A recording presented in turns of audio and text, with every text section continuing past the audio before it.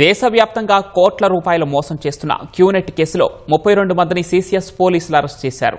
3 రాష్ట్రాల్లో సోదాలు నిర్వహించి 32 మందిని అరెస్టు చేసినట్లు హైదరాబాద్ సిపి సజ్జనార్ వెల్లడించారు. అలాగే నిందితుల నుంచి భారీగా ఒప్పంద పత్రాలు, ల్యాప్టాప్లు, వస్తువులు స్వాధీనం చేసుకున్నామన్నారు.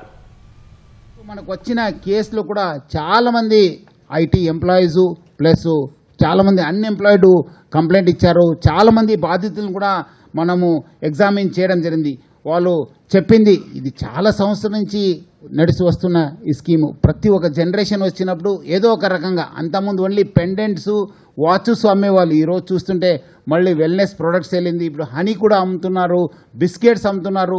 సో ఏదో ఒక ప్రజలకి ఇది ఒక మంచి కంపెనీ అని చెప్పి చూపించడానికి ఇది చేస్తారు.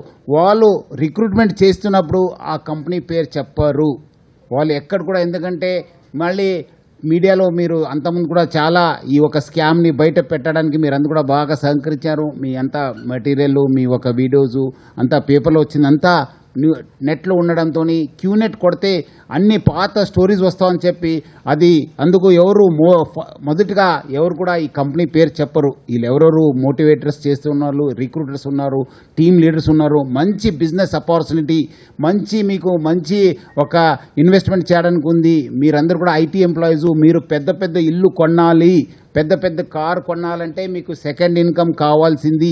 ఇది మీకు ఒక మంచి సెకండ్ ఇన్కమ్ అని చెప్పి చాలామంది ఇట్లా మోసం చేయడం జరిగింది.